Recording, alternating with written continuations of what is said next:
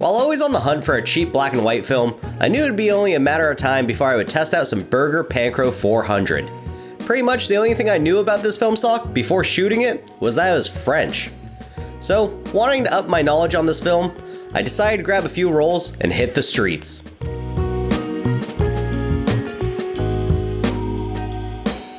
So this past August, my buddy Matt was up in Washington visiting, so me and Claire decided to take him over to Vashon Island.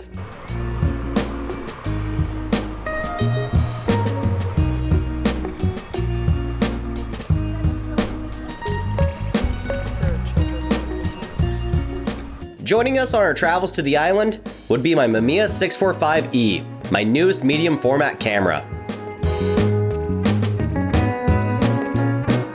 Waiting for the ferry to arrive, Clara, Matt, and I would explore the marina here at Point Defiance Park.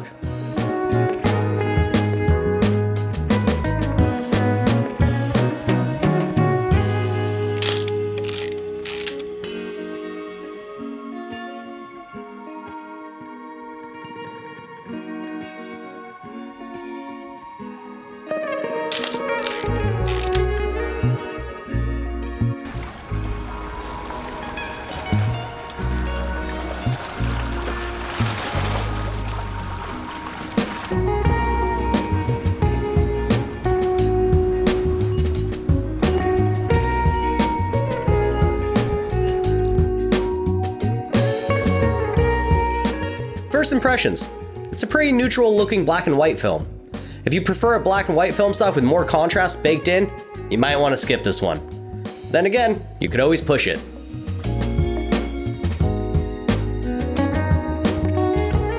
Once on the ferry, we decided to go explore the varying levels of this ship as we casually crossed the Sound.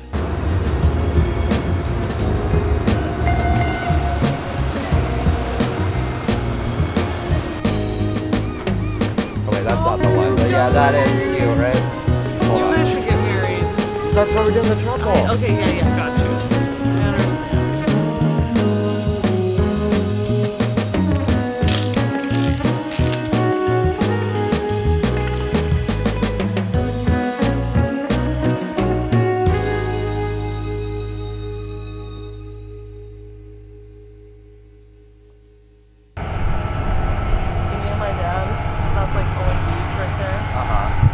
We'll go into the park and get to Owen Beach and walk.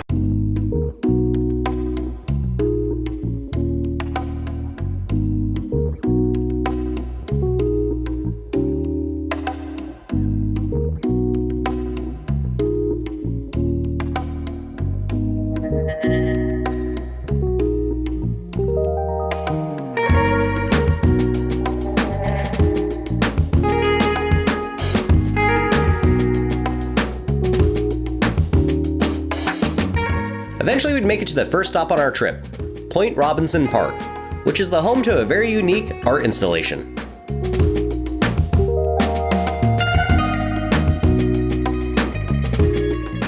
Oscar the Bird King is part of an ongoing worldwide art installation project by Danish artist Thomas Dambo. I've heard about these trolls for a while now, but I've never kind of spent my time trying to find any of them, even though there's several spread across Washington state. However, being on Vashon Island, showing Matt around, we felt like we should go check it out, since it's kind of a cool thing.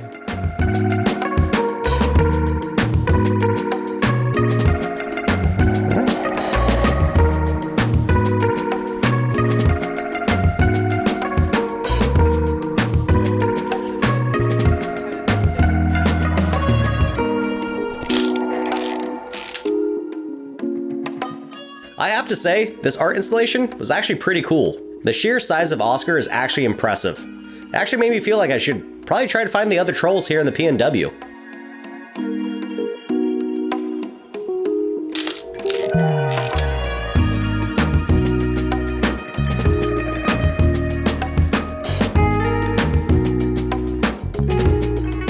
So this next photo, it's actually quite impressive.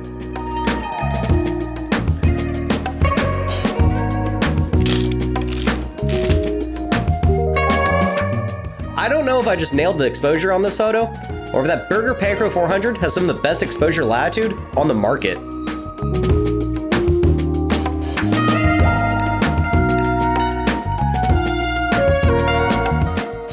Not really knowing the answer, I went over to Berger's website where it says this. Berger Pancro 400 is a 2-emulsion film composed with silver bromide and silver iodide. They differ by the size of their grain. These properties allow for a wide exposure latitude. These 2 emulsions are panchromatic and are stabilized by high-tech systems. Doing a bit more research, I found out that silver bromide is usually used for higher speed films, and silver iodide is used for slower speed films. So when combined, they definitely create a film stock that has excellent exposure latitude. As for the high-tech systems that are stabilizing this panchromatic black and white film, I have no clue what that could be. Maybe it's a T1000.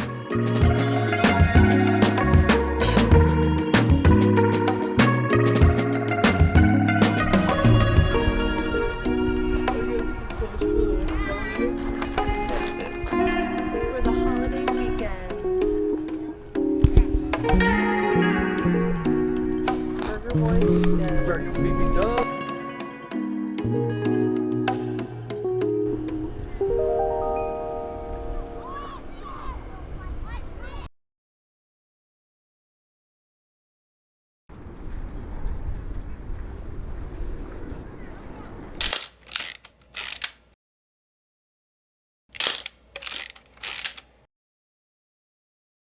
I really like this 80mm f2.8 lens I have for my Mamiya 645E.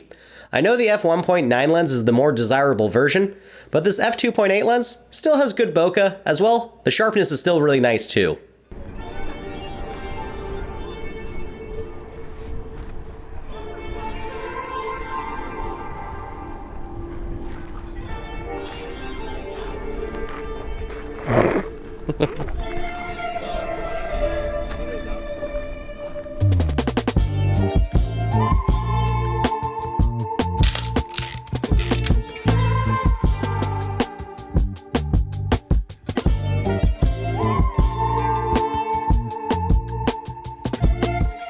With one roll down, I was feeling pretty good, so I decided on loading up a second roll of Berger Pancro.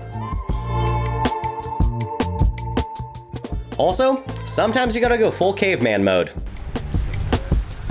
I love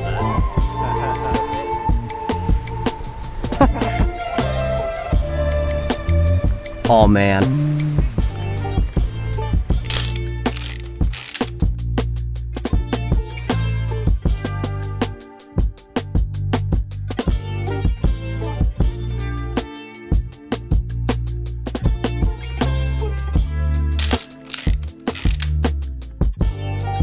The mouth of the hole and look frightened coming out. The world has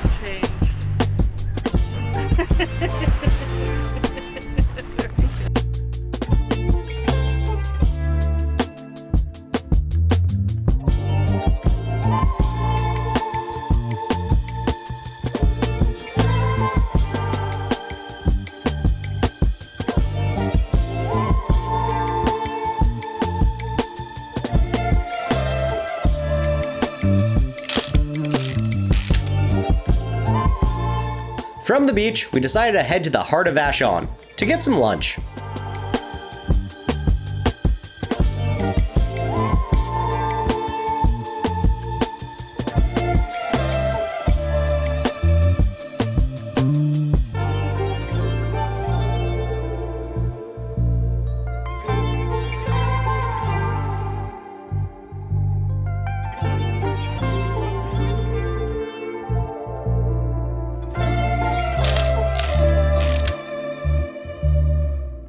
Again, Berger Pancro 400's exposure latitude is incredible. To have the background not blown out while also retaining some detail from within the restaurant is actually insane.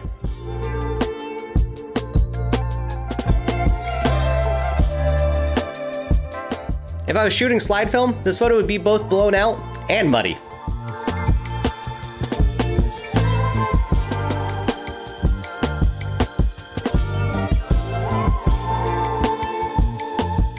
Working our way back to the ferry, I decided to play around with some overgrown scenes to see how well this film stock does at separating tones.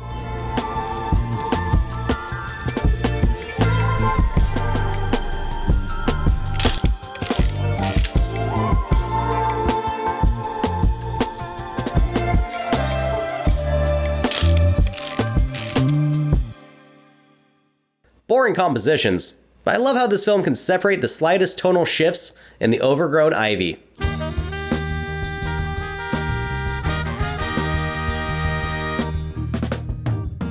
Finally back on the ferry, I try to finish up this roll before reaching Tacoma.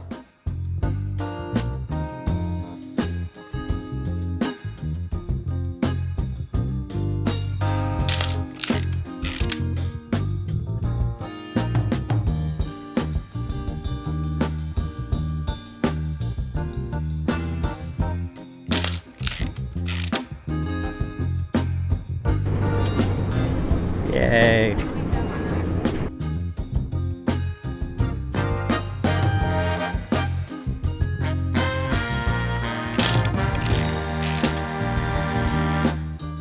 Definitely not my strongest compositions, but we did end up finishing the second roll of Berger Pancro 400.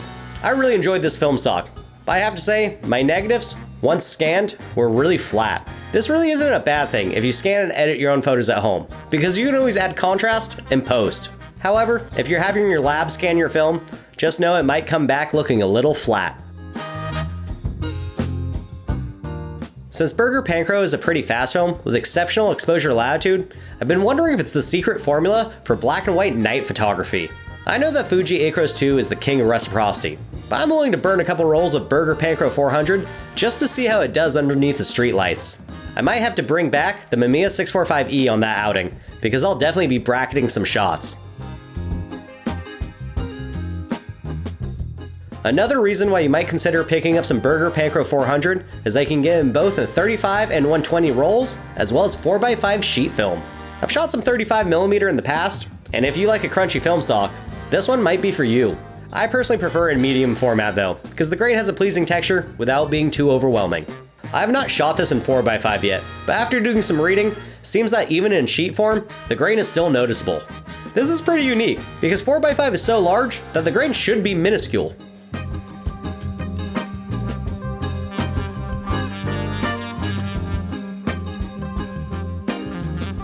Well, I got a few rolls left of Berger Pancro 400 in my film fridge, both in 35mm and medium format. So let me know if I should A, see if this is a secret sleeper nighttime film stock, or B, push it to 1600 and create some mosaic looking photographs with that rock salt looking grain.